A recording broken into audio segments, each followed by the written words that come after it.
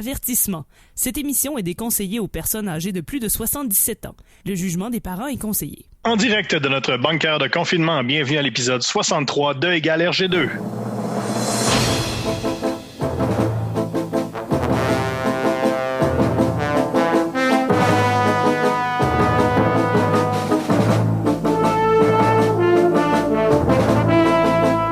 De bande dessinée de Gogno et de Matraque Molle, bienvenue à votre rendez-vous pandémique de BD.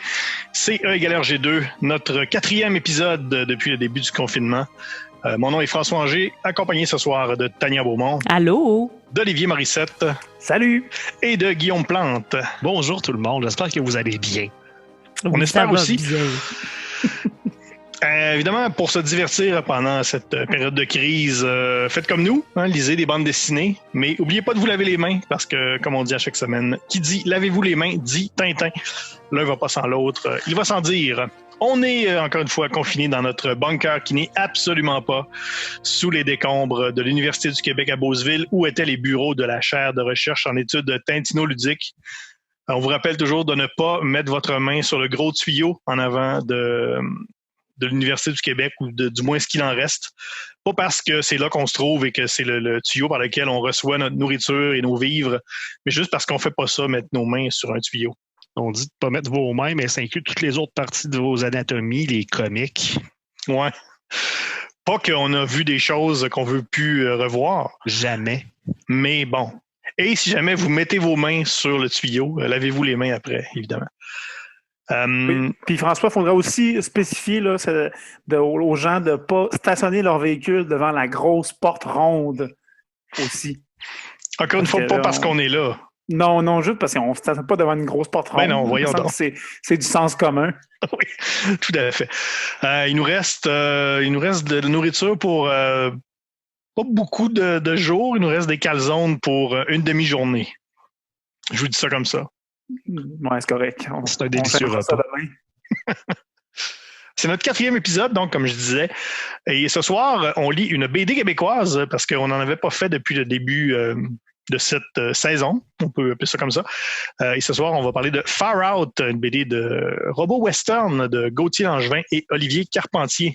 On avait dit, là, on fait un peu une entorse à pas notre règlement, là, mais en fait, on avait dit que pendant toute la période du confinement, on prendrait seulement des bandes dessinées qui sont disponibles en ligne et gratuitement dans les bibliothèques ou sur des sites comme Isneo.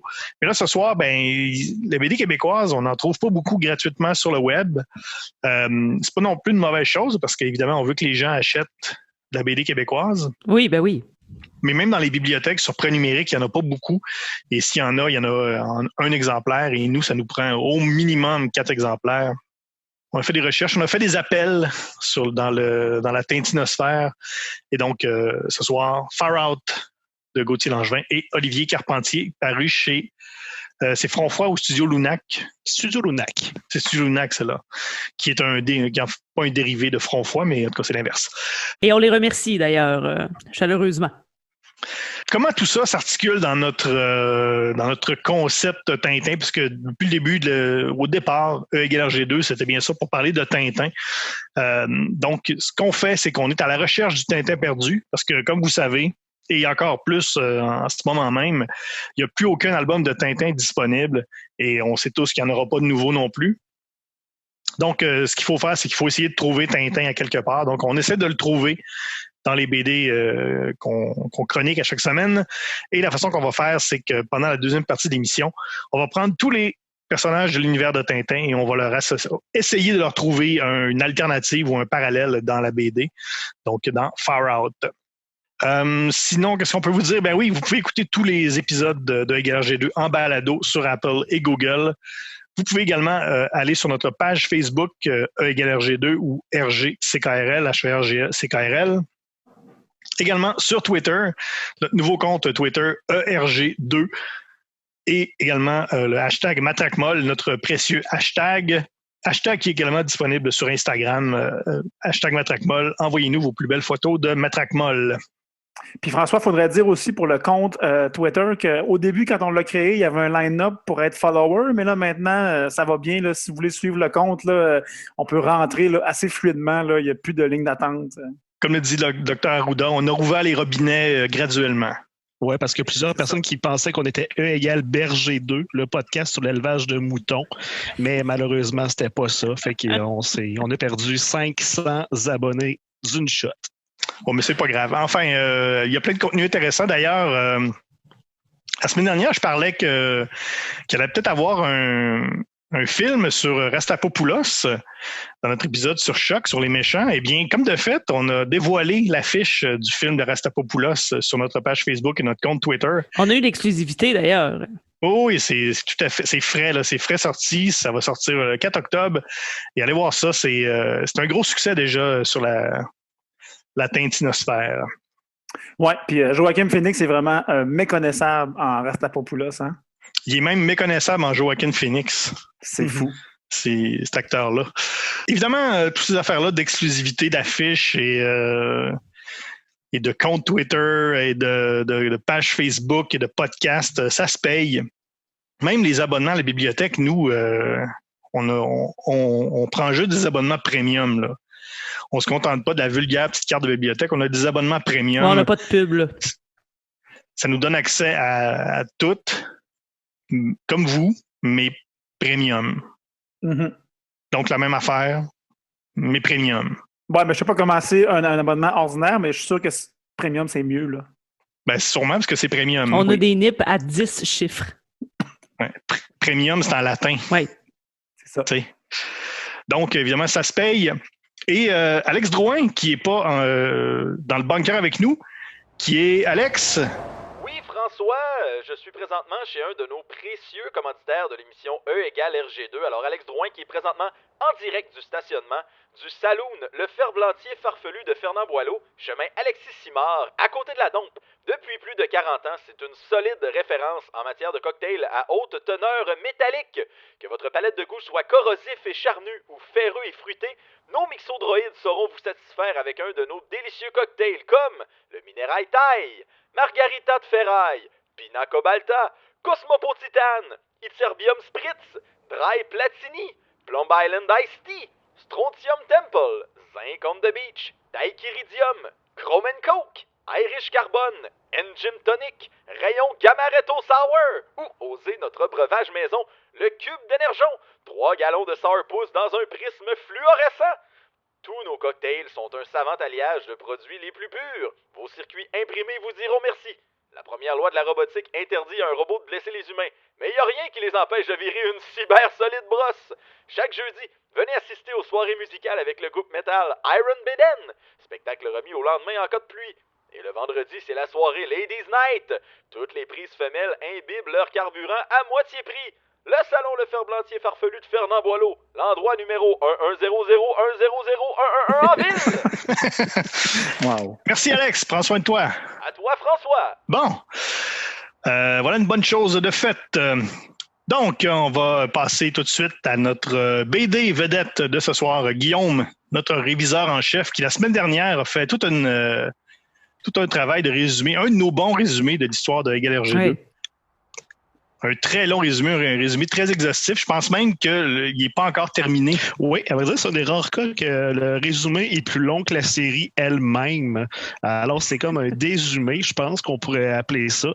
C'était vraiment la chose la plus longue que j'ai dit de toute ma vie.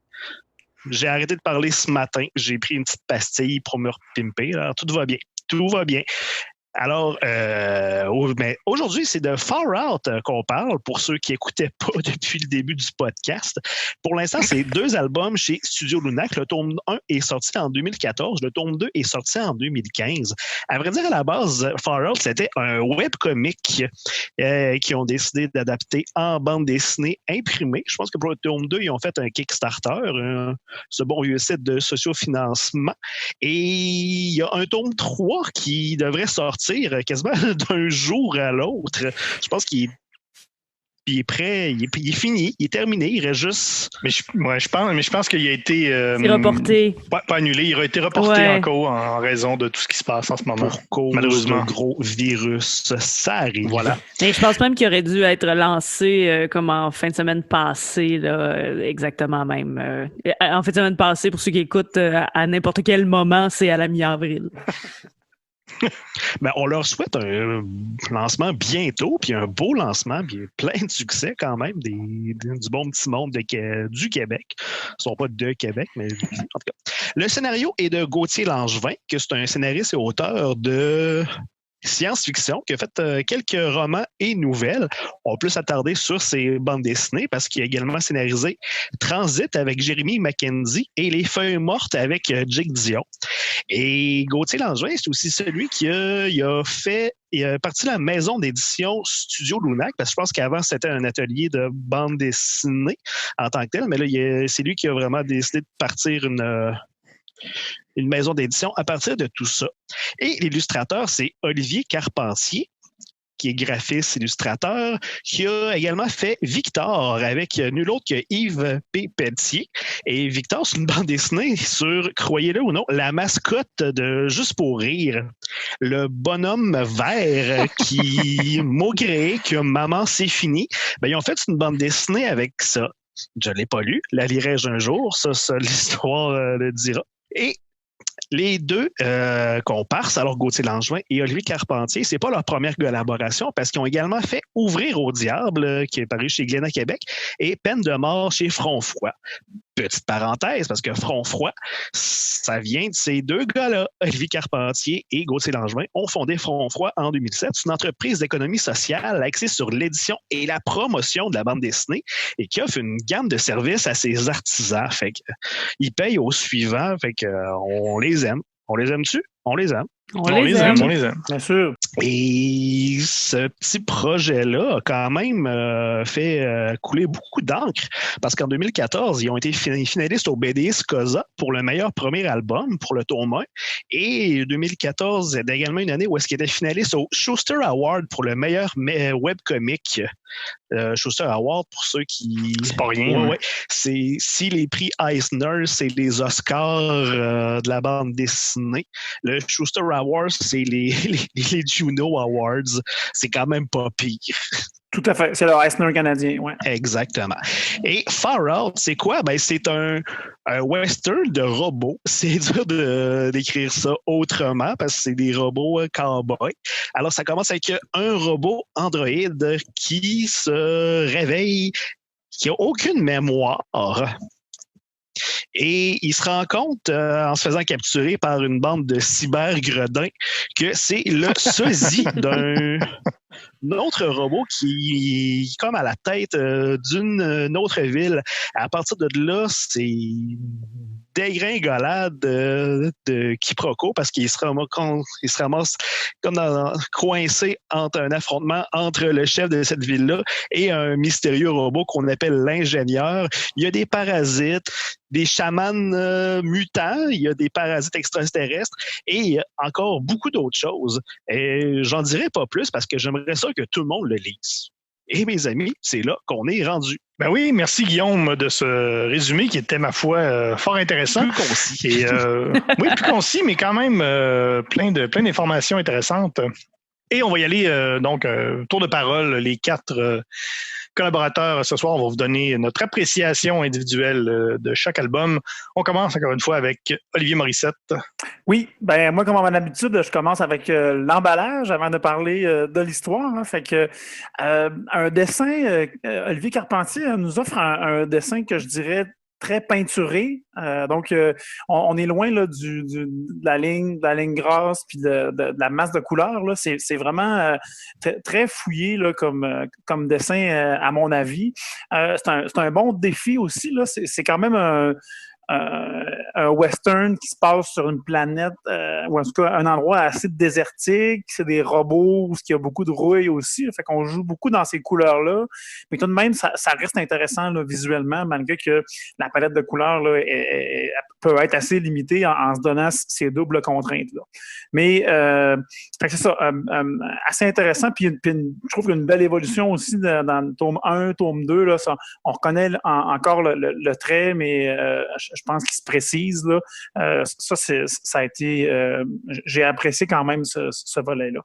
Sinon, pour le type d'histoire, puis un peu le rythme de cette BD-là, j'ai apprécié qu'on prenne le temps. En fait, je trouve que c'est un rythme, j'oserais pas le qualifier de lent, mais je dirais que c'est une histoire là, auquel il faut quand même donner une chance, mais qui tranquillement se déploie et puis devient, à mon avis, de plus en plus intéressante. Là, puis, effectivement, le tome 2, je pense, qui finit sur un certain punch, en tout cas, où en fait, il nous donne envie, en tout cas, m'a donné envie certainement de fréquenter le tome 3 lorsqu'il sortira un jour.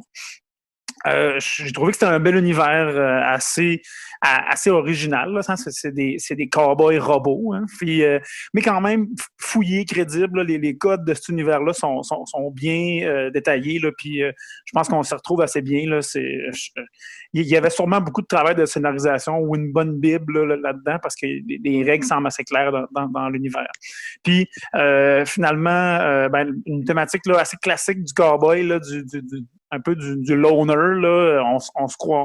Ça me rappelait certains western spaghetti, là, peut-être, là, dans la thématique du héros solitaire, là, qui se rappelle pas d'où est-ce qu'il vient, là.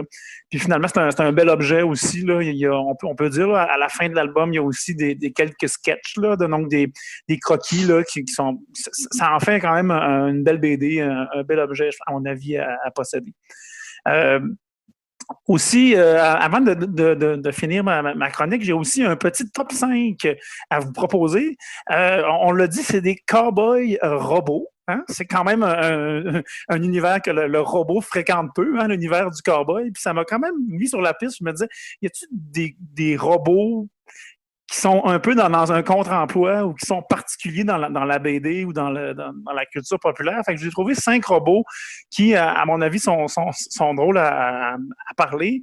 Je me suis tenu loin là, des Goldorak puis des robots traditionnels qui jouent un rôle de robot. Là. Fait que je commence mon top 5 avec Rosie. L'effroyable robot servante dans les Jetsons. Oui. Parce qu'elle est exécrable, puis qu'il faut se rappeler de Rosie, à mon avis. Donc, je commence mon top 5 avec Rosie. Ça commence fort. Oui, hein. Ensuite, j'ai numéro 4, Vision. Dans Marvel, qui est un robot, puis particulièrement dans la nouvelle série The Vision qui a été publiée chez Marvel, où est-ce que Vision est dans une famille où est-ce qu'il essaie de vivre une vie humaine, mais en étant des androïdes surpuissants, ce qui laisse quand même place à certains faits cocasses, mais aussi à certaines situations particulières. Fait qu'une bonne BD, à mon avis, à lire aussi. C'est en même temps une suggestion. Oui, je seconde. Mon numéro 3, Tim 21. Tim 21, qui est un robot dans une série là aussi chez Image Comics assez récente qui s'appelle Descender. Une série qui est illustrée par Dustin Nguyen et puis le scénariste, c'est Jeff Lemire, qu'on connaît pour d'autres BD assez connus aussi, là, comme Sweet Tooth puis Trillium. Un jeune garçon. C'est comme si dans cet univers-là, on pouvait acheter des enfants qui sont aussi des robots. Fait qu'un enfant d'un âge que tu veux, là, qui vieillit jamais, mais qui est dans une histoire là, complètement sautée, là, Descender. Il y a déjà 6 volumes, à mon avis, publiés chez Image Comics. Bon comic aussi à aller voir. Je pensais qu'il était l'opposition officielle d'un gouvernement municipal, Tim 21. Oui. La ville de Tim, là, évidemment. Oui. Il porte l'agenda 21 aussi, d'ailleurs. Oui. Développement durable. En deuxième position, les robots à tête de télévision dans Saga. Dans Saga. Oui. Qui sont aussi la monarchie, en passant, dans Saga. Fait qu'il y a des rois robots à tête de télévision. Que demander de plus? Et, finalement, mon top 1, là, c'est la robot par excellence, à mon avis, le méchant qu'on a Guy. C'est Cyanure dans Spirou. Je pense que ça aussi, c'est un robot hors du commun. C'est une jambe d'androïde aussi. Là. On peut facilement croire que c'est un humain, là, mais non. Cyanure est un robot. Puis, ça serait mon top 1 du robot dans le contre-emploi de robots. Oui, c'est un bon top 1. Il y a des D'ailleurs, tu as mentionné Saga et ça va être notre prochain épisode, justement. Je sais qu'on en a déjà parlé. Oui, je sais qu'on en a déjà parlé, que d'habitude, on refait pas des BD dont on a déjà parlé.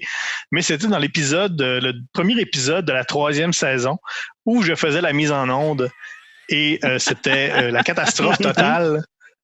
Et j'étais mêlé dans mes pitons et j'ai probablement dit, pas dit la moitié de ce que je voulais dire sur Saga. Donc, on va se mettre à 4 ou 5 ou 6, peu importe. Et on va parler de Saga la semaine prochaine, ou du moins dans le prochain épisode. Les auditeurs peuvent écouter cet album-là en utilisant le moteur de recherche sur le site web, en tapant Saga dans le moteur de recherche. Sûrement qu'on peut retrouver ça. Il y a une chanson qui est supposée... Ah non, ça c'était un autre épisode. En tout cas... OK, je vais toujours faire la mise en onde. Les 2 premiers épisodes de la saison 3, il y a des beaux moments de radio. C'est ça qui arrive quand Tania n'est pas là. Je me sens utile, merci. Veux-tu y aller, Tania, en deuxième? Oui. Moi, ce que j'ai aimé beaucoup de Far Out, d'ailleurs, j'avais participé à cette campagne de sociofinancement jadis pour aider à faire produire un tome 2.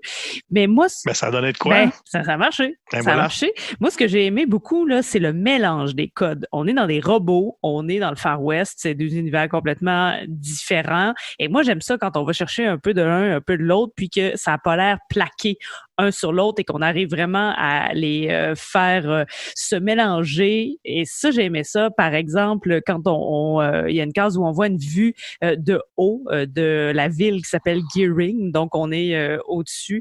Et dans le coin, par exemple, au lieu d'avoir le fameux crâne de bœuf là qu'on peut voir avec le serpent qui sort, mais c'est un crâne de robot qui est pas vraiment un crâne qui est comme du métal, mais en tout cas, tu sais, on a... Une boîte. Une boîte en métal qui rappelle une tête de robot. Donc ça, on est vraiment dans un classique, mais qui a été revisité pour coller à ce qui est de Far Out, du moins à l'univers là, Far West. Là, moi, je me plains tout le temps que j'ai de la misère à me rappeler quel personnage et qui en dessin. Là, on a 2 robots qui sont des sosies. Donc, imaginez à quel point j'étais perdue. Mais je l'avais déjà lu il y a quelques années. Et là, de la relire, j'ai pu au moins m'accrocher aux petits détails. Et Olivier, tu disais, on a pris le temps dans la bande dessinée, mais j'ai l'impression elle nous oblige à prendre le temps. Elle dicte la rapidité de lecture par, entre autres, les cases qui sont pas... c'est pas 9 cases ou 12 là, par page. C'est asymétrique. Des fois, c'est plus grand, plus petit. Des fois, on a des diagonales aussi quand on a des scènes d'action. Et j'ai vraiment l'impression que le découpage de la bande dessinée nous donne le rythme de lecture et on avait cette possibilité-là de pouvoir s'attarder. Parce que oui, les personnages sont des robots. Il y en a 2 pareils. Donc, il faut quand même prendre le temps de regarder les petits détails. Et ça, c'est peut-être une façon qu'on a trouvé de nous accrocher dans le livre aussi de Far Out. Et oui, le 2e tome termine sur une révélation et le 3 assurément nous amènera un autre pan de cette histoire là, parce que on va aller quand même ailleurs là-dedans et j'aurais aimé ça qu'il soit sorti là, mais justement après l'épisode, on aura prélude au tome 3. Pour moi, ce que j'avais noté justement pour le dessin surtout, j'avais remarqué peut-être trois influences. Le comic book, le manga japonais et Gottlieb aussi. Je trouvais que souvent, certains des plans où on voyait peut-être les robots en gros plan, ça me faisait beaucoup penser à Gottlieb. La façon où Gottlieb il montrait des bagarres ou des points, quelqu'un qui frappe quelqu'un. Donc, j'avais trouvé ça intéressant. Justement, l'univers, moi aussi, très intéressant. C'est pas commun. Les robots dans le western, justement, tous les codes du western sont quand même bien interprétés. Et là, c'est peut-être moi, c'est peut-être ma lecture à moi. Moi, j'ai eu quand même un peu de misère à me retrouver dans les personnages, des fois à savoir qui était qui. Des fois, j'étais un peu perdu et on dirait que ça m'empêchait peut-être de bien saisir des fois où on était, c'est quoi l'action, qu'est-ce qui se passe. Des fois, j'avais un peu de misère, des fois, à me dire, bon, OK, ça s'est passé. C'est-tu moi qui a manqué quelque chose? Donc, je retournais voir, puis là ça se clarifie un peu. Parce qu'il y a un flashback au début du tome 2, hein? OK. Oui, c'est ça. Il y a un narrateur, puis là, à un moment donné, je pense à la fin du premier tome, le narrateur, c'est qui déjà? Fait que des fois, il y a des trucs comme ça. On dirait que le fait, des fois, de ne pas toujours reconnaître qui était qui et qui parlait avec qui, des fois, ça me faisait manquer certains éléments importants. Même dans le deuxième, à un moment donné, il y a un personnage qui est guéri et on voit pas, on comprend qu'il est guéri, mais on sait pas trop ce qui est arrivé. Ou en tout cas, c'est peut-être moi, là, peut-être que des fois j'en ai manqué des bouts. Mais sur certaines affaires comme ça, j'avais un peu misère à me retrouver dans l'action et dans les personnages. Mais sinon, j'ai trouvé ça vraiment intéressant comme univers, comment on installe ça. Puis je pense j'ai bien hâte de voir dans le troisième, justement, parce que, comme on l'a dit, il y a un bon punch à la fin. Il y a plein de possibilités. Hein, au début, on se demande est-ce que c'est, mettons, une transposition de notre monde, mais avec des robots. Est-ce que c'est juste des robots qui pourraient être, qui remplacent les humains? C'est pas nécessairement notre monde à nous. Est-ce qu'il y a des humains dans cette histoire-là, ou est-ce que c'est juste un trip de on joue avec des robots? Puis là, finalement, plus ça va, puis plus on comprend là, que c'est pas mal plus compliqué que ça. Donc, ça, c'est quand même bien. Et Guillaume, j'ai une note aussi sur les Lacerta. Toi qui es notre expert en Ninja Turtle, est-ce que tu trouves que les Lacerta, c'est pas mal des Ninja Turtles encore plus mutants? Il ressemble un petit peu à une phase où Donatello avait dévolué en espèce de mi-tortue, mi-dinosaure. Alors oui, il y a quand même un lien qu'on peut faire entre les Lacerta et les Tortues Ninja. Mais le chaman Raphaël, là, avec le bandeau rouge, là. Le bandeau rouge, ben oui. Ben oui, moi, en tout cas, c'est ce que j'ai noté sur ma feuille. Chaman Tortue Ninja. C'est écrit comme ça, je vous dis. Ah non, on te croit sur parole. Ben oui, c'est ça. Oui, ça va pour moi. Guillaume? Pour ceux qui se demandent s'ils aimeraient ça, cette série-là, je pense qu'il y a 2 questions que tout le monde devrait se poser. Question 1, aimez-vous les cowboys? Question 2, aimez-vous les robots? Si vous répondez oui à ces 2 questions-là, c'est vraiment super parce que la meilleure façon d'écrire cette série-là, c'est des robots cowboys. Et c'est magique. Ce que j'aime vraiment dans cette série-là, c'est que c'est des beaux robots laids. sais, on est habitué à des robots super aérodynamiques, chromés, super technologiques. Ça, c'est les bons vieux robots du futur, du passé. Quand on regardait des robots des années 50, là, c'était des humanoïdes en métal qui se crevaient vraiment juste à être des humanoïdes en métal. Ils n'ont aucune technologie. Tu sais, ils ont des bras, ils ont des jambes, des beaux robots qui servent juste à être des humains, mais pas. Alors, pourquoi? C'est des canisses en métal. Exactement. Oui. Ça sert à quoi dans un robot d'avoir 2 bras puis 2 jambes quand ça peut juste avoir des roues puis des fusées? Ça, là, c'est une belle nostalgie robotique qui me fait tellement vibrer. Puis en plus, ils vont mettre ça sur des espèces de fusées avec des selles parce que c'est ça, les chevaux de l'époque.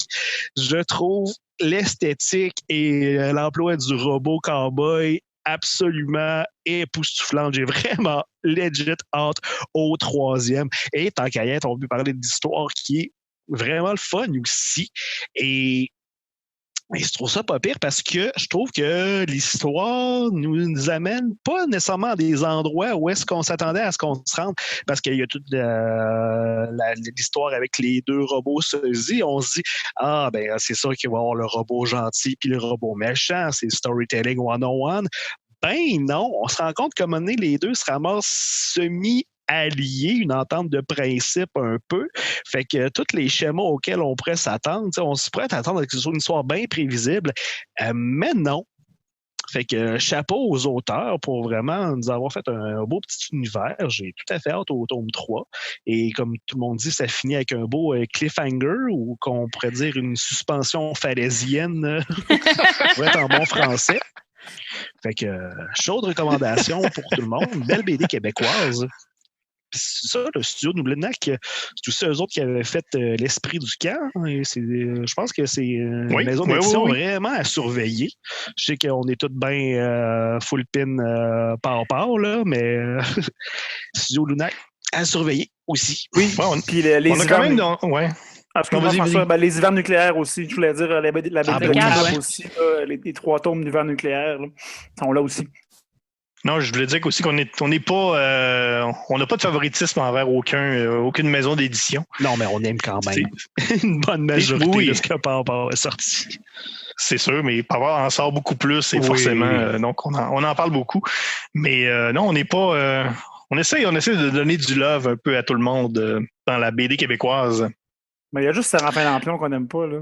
Ouais, c'est ça. Excusez-moi d'en avoir parlé. Ah non, ça va, écoute. Ça allait bien jusque-là, mais bon, enfin. Non, je pense que Guillaume vient de quitter l'enregistrement. Il est fâché. OK, alors voilà pour notre résumé individuel de Far Out. Maintenant, on va y aller avec les personnages de Tintin. Comment on va aller à la recherche du Tintin perdu dans Far Out avec chacun des personnages de l'univers de Tintin, ou du moins les plus connus, et on va essayer de leur trouver un parallèle dans Far Out. Et comment on fait ça? C'est avec un taux Tintin. Donc, à la fin de l'émission, on va tout prendre ce qu'on a dit dans la deuxième partie. On va donner une note, un taux Tintin individuel qui sera comptabilisé dans un taux total Tintin et qui sera converti en graphique en pointe de tarte, donc en graphique en pointe de tarte Tintin. Tout ça, évidemment, n'est pas une note sur la qualité de la BD. C'est une note sur si c'est une bonne alternative ou pas à Tintin. Et pour ceux qui suivent l'émission depuis le début, vous connaissez sûrement un instrument qu'on appelle un goniomètre. Et si vous ne connaissez pas qu'est-ce qu'un goniomètre, Guillaume, qu'est-ce que ça fait un goniomètre? Ça mesure des gonios. Et d'habitude, justement, nous, on compte tout en gonios avec notre goniomètre qui est malheureusement brisé et qui est dans les décombres de l'Université du Québec à Beauceville. Donc, on compte en Tintin à la place. Et si vous avez votre goniomètre à la maison, c'est très simple. Un Tintin, c'est 1,33 gonios. Donc, faites la conversion vous-même. C'est très, très facile. Donc, voilà. On va commencer avec le quiz, qui n'en est toujours pas un, puisqu'il n'y a pas de points, même si on en donne à la fin. Donc, c'est un quiz, finalement. C'est l'anti-quiz. OK. On va commencer à tour de rôle. Vous y allez quand vous le sentez. Le meilleur Tintin.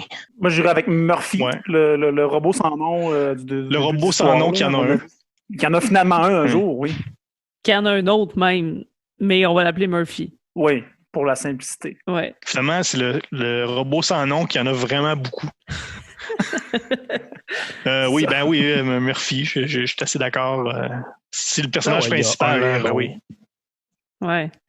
Mais moi, je lancerais une théorie, qui englobe comme les trois premiers personnages là, qu'on explore toujours, Tintin, Haddock et Tournesol. Bon, là, je me lance un peu parce que j'ai l'impression qu'on a la structure que j'appelle la Sainte Trinité, parce qu'on a un Tintin assez clair, on a quand même un Haddock qui va être l'acolyte et on a un Tournesol qui est assez clairement Tournesol. En tout cas, j'ai l'impression que les quatre, on va avoir ça. Mais après ça, il va s'ajouter d'autres personnages, mais en tout cas, j'ai l'impression qu'on a cette structure-là qui se retrouve dans Far Out, là, qui est l'espèce de trinité de personnages qu'on a aussi dans Tintin. Ben, c'est ce qu'on va voir tout de suite. Meilleur Haddock. Tania, vas-y avec... Donc, c'est toi qui as élaboré la théorie, vas-y donc. Ben, j'ai mis Buckley, qui est le seul l'autre, qui devient l'allié, qui est grognon, qui boit tôt le matin.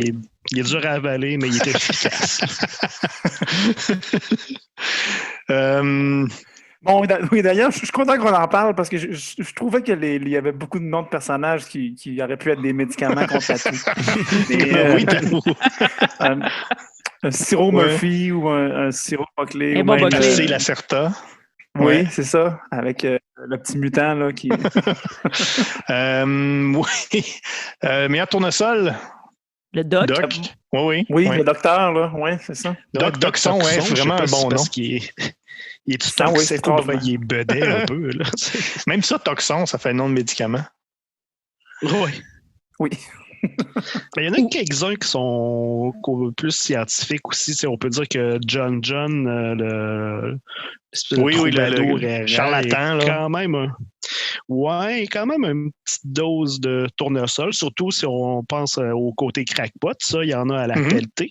Puis, il y a peut-être les Lacerta aussi, en plus de donner une gorge en santé. Eux autres sont plus un savoir mystique, chamanique, mais du savoir bien bon. On pourrait dire qu'ils sont tournesol adjacents. Ouais.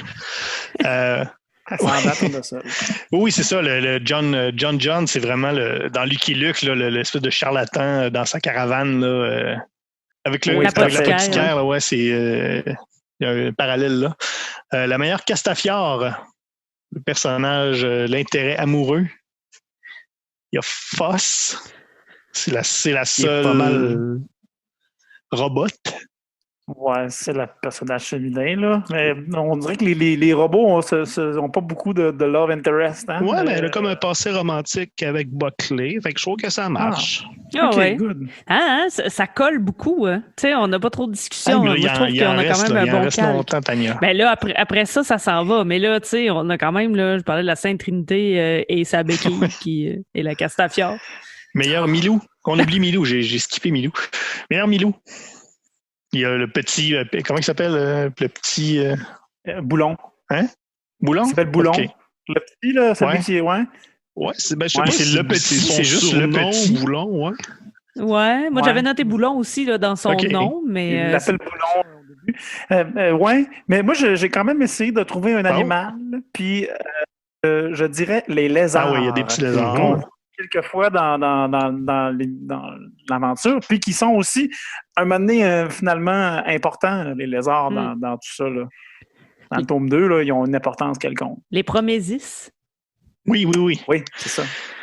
Meilleur, oui. Il y aurait les roquettes, les espèces de chevaux fusés. Oui. On ne sait pas s'ils ont une conscience ou bien c'est vraiment juste des turbines sur lesquelles ils s'assoient pour voyager. Mais c'est des chevals adjacents. Oui, tout à fait. Ouais. Un des moyens les plus badass du monde de se promener dans des villes. Hein? Non, c'est cool. Endroit désertique, extraordinaire. C'est comme si c'est la course de Speed Racer là, dans la menace fantôme était un peu badass. Ouais. Oui, vraiment. Avec moins de petits gobelins. Meilleur Dupont, les personnages clownesques. Ben, toute la gang de l'ingénieur. Ouais. Là. On les voit pas beaucoup quand même, mais ouais. Non, mais tu sais, soit ça, soit les frères Loiseau, là, je les mettais là.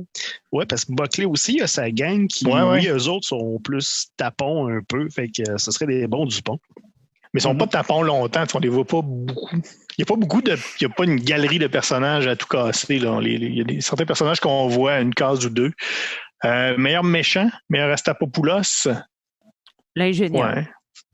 Oui, mais aussi, il y a, en tout cas, peut-être qu'on ne le voit plus jamais de la série, là, mais tu sais, le premier des robots pareils aux deux autres, là, qui semblait être un vil coquin, mais tu sais, c'est genre un flashback de une page, là. Mais les deux robots, là, Buckley puis Murphy, on comprend qu'il y en avait un premier là, avant ces deux-là là, qui était aussi pas très gentil, là.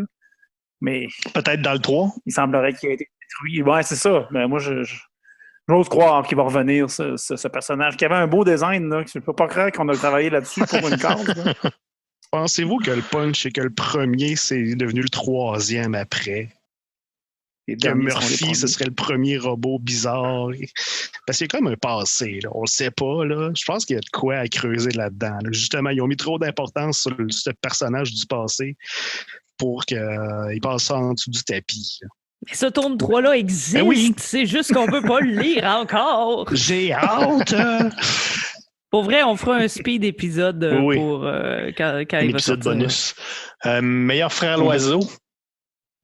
On avait les mêmes personnages que dans les Dupont. Là. On peut choisir votre... oui, les sbires. Là, puis même la tribu Lacerta aussi, là, en tout cas, à part les chamans. Là, mais ouais. Meilleur Irma. Personnage féminin qui mériterait un meilleur sort. Comme il y en a juste un. On peut peut-être élargir le spectre. Ben, il y a un personnage féminin qui mériterait un meilleur sort, mais on peut pas vraiment en parler sans divulgacher des choses. Fait on va arrêter ça tout de suite. J'ai un embargo sur mon Irma, malheureusement. Il mérite un meilleur sort comme... en tout cas. Mais tu sais, Foss aussi, à mon avis, n'est pas gâté par la situation. Là, fait que... Non, c'est juste qu'on a besoin d'elle. Oui, c'est ça. Meilleur Zorino. Encore là, c'est le. Moi, j'avais encore oui, c'est ça, petit, le même. Ouais, c'est Boulon / le petit. Ouais. Qui est le seul qui a pas de jambe, c'est un cul-de-jatte. sur une C'est un robot roquette, cul-de-jatte. Ouais, il vole sur un petit réacteur. Mais c'est parce qu'il n'a pas été créé de la même façon que les autres. Non, effectivement. Il n'a pas la même naissance. Il était plus du style... ben, ils n'ont pas outarde, là, mais cigogne. Non, les fameux robots outardes. Non, mais en fait, tous les robots sont plus en mode cigogne, alors que lui, il était plus en mode... Il est en mode outarde. Les cigognes, ça apporte les bébés, mais les outardes, ça apporte des bébés, mais en pièces détachées. Il faut comme tu patches ton bébé Ikea. Un bébé à assembler. Faudrait enregistrer plus tôt dans la journée. Meilleur Séraphin Lampion. Et là, moi, j'ai mis Boulon le petit. Partout, ah ouais! Ben, la première fois, je le mets là. Excusez. C'est vous autres qui l'avez mis à plein de places. Non, mais moi, je le gardais pour là parce que je sais qu'on l'aime quand même, là, mais il est casse-couille. Ouais, vu de même. C'est sûr que... Mais... Ouais. Moi, j'ai mis John parce que c'est un arnaqueur. C'est ça. C'est un bonimenteur bavard, pas très apprécié. Hein? On voit bien que t'aimes pas les enfants, Tania. Hein? C'est clair, surtout pas quand ils n'ont pas de jambes. Surtout quand ils sont en un morceau. Meilleure boucherie sans eau, meilleur commerce. Il y a le saloon du Doc Toxon. Juste pour le nom. Ben oui. Là. Hein? Un saloon, c'est le meilleur commerce d'un western, à mon avis. Ben oui. Sinon, meilleur goniomètre. Là, il y a les chevaux turbines aussi. Si on veut les mettre comme des objets. Non, pas comme des... Moi, j'ai l'étoile. la fameuse étoile. Ouais, moi aussi, j'ai mis l'étoile. L'étoile qui est un morceau des deux robots sosie qu'ils ont perdu. Mais on la cherche, donc c'est un objet important. Un vrai gros MacGuffin. Oui, tout à fait. Ouais. Frêlement collé, hein? Tout le monde a perdu son étoile. Un petit coup, puis tu perds ton étoile. Tu sais, c'est des robots. Il me semble qu'il aurait pu imaginer des façons de botter ça après le robot. Ou tu sais, je sais pas. Ouais, mais tu sais. Là, ça, c'est un morceau super important à mettre ce robot-là. Là. On va le fixer avec la bonne colle Pritz. En bâton, là. Garantie qu'il tombe après 2 secondes. Oui, c'est ça. Il y en avait plus. Chaud. Ils ont mélangé de l'eau avec de la farine. De la gommette. Et finalement, le meilleur Michel. Moi, j'ai... je pense que j'ai... On a pas les mêmes. On a le guitariste. Oui. Le ménestrel. Le ménestrel robot. Un robot mariachi. Et le Lucky Luke. Le robot Lucky Luke, là, avec sa grande couette en avant, là. Lui, là. Ouais. Je sais pas son nom, là. Je l'ai pas remarqué. T'as pas remarqué? Oui, il y a un robot Lucky Luke qui a une espèce de grande couette qui dépasse de son chapeau. Au début, dans le premier tome. Mais ça, c'est un bon classique d'un Michel, ça, qu'on ne la remarque pas à la première. On pourrait rappeler qui est Michel pour nos auditeurs. Oh, Michel, on l'a remarqué du premier coup d'œil. Moi, j'ai remarqué Michel. Ça a mis un radar à Michel. Ouais, comme le musicien mariachi, là, ménestrel, parce qu'il y a son charisme de musicien qui joue de la guitare. Fait que nécessairement, ça marche. C'est le seul qui parle dans une bulle qui est comme colorée différent aussi. Là. On voit ça faisait comme dans Buster Scruggs des frères Coen, le guitariste qui est un peu un genre de narrateur aussi. On lit de la BD, François. On n'a pas de référent des frères Coen. Ou la balade de Dalton. Ou la balade de Dalton. Oui, j'ai tellement pensé à ça. Oui, il y a ça. Et ben voilà, c'est tout. Mon Dieu, ça a quand même été assez rapide. Très rondement. Êtes-vous prêt à me donner votre taux Tintin sur 100? Oui. OK. Ben, moi, j'ai mis 10. Toujours en rappelant que c'est pas gage de qualité. Mais 10 pour cette histoire-là de hiérarchie des personnages, mais autrement, c'est ça. J'ai pas trouvé de lien avec Tintin, mais je trouvais que la manière qu'on avait donné les rôles aux personnages, la relation, ça valait quand même 10 points, mais c'est tout. C'est tout ce que ça vaut. Moi, je donnais 5. C'est ça. C'est très, très loin de l'univers de Tintin. C'est pas grave, hein, encore une fois, on rappelle. On rappelle Non, que c'est pas... On dirait qu'on Mais est non, déçus ben de non, donner ces ben notes-là, non. mais c'est pas grave, c'est un exercice de style. On est c'est un déçus que ça prétexte. soit pas Tintin. On est déçus que ça soit pas un nouvel album de Tintin. Mais on n'est pas déçus de la BD comme telle. Oui. Alors, de mon côté, ben là, vous ne serez pas surpris non plus que je donne 7. Hein, pour le lecteur qui cherche à Tintin, allez voir ailleurs. Mais pour le lecteur qui a besoin de robots et de cowboys, c'est tout à fait là qu'il faut regarder. Fait que, tu sais, le mystère, l'intrigue, là, on n'est pas dans Tintin du tout non plus. Je le dis encore, le rythme qui est plus lent. J'ai aussi noté contemplatif. Hein, on a des grands paysages vides. Là. Tania, tu disais tantôt, hein, le rythme des cases, le découpage est en grandes cases. Là, puis plusieurs cases de paysages là, qui nous laissent apprécier là, tout ça. Là, fait que c'est très contemplatif. On est loin du petit Belge qui troue des rhinocéros pour y insérer de la dynamite. Hey, je vais finir par le lire, Tintin au Congo. Là. Je vais régler ça. Parce que là, je sais pas de quoi vous parlez à chaque fois. Guillaume, finalement. Je vais vraiment scraper votre voyons. patente. Moi, je donne 78 Tintin. Ben voyons! Ça va tout mélanger Mais les non. chiffres. Là. Regardez la page couverture de Tintin en Amérique. Tintin est habillé en cowboy. Ouais.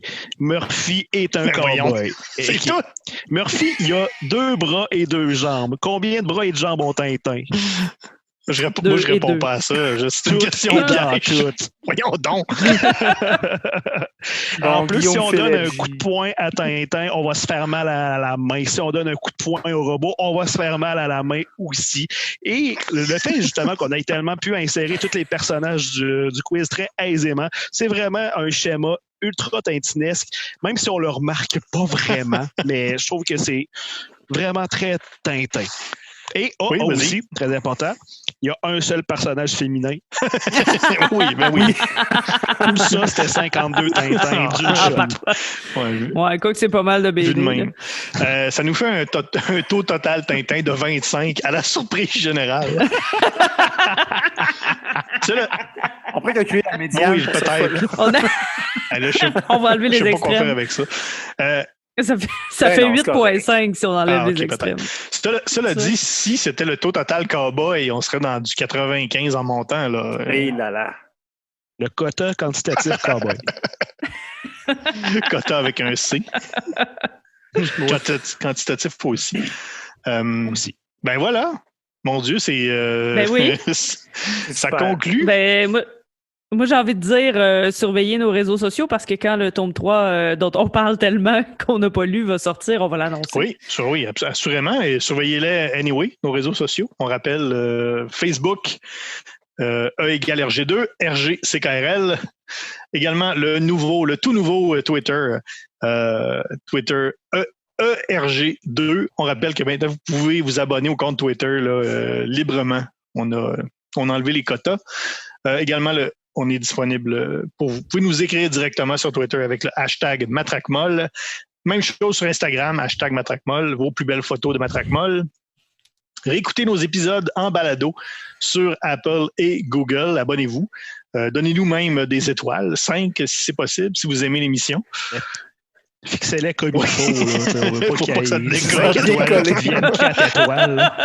C'est parce que des fois, il y a du monde, il nous donne 5 étoiles, puis tu vas voir le lendemain, puis c'est rendu une étoile. Ah ouais.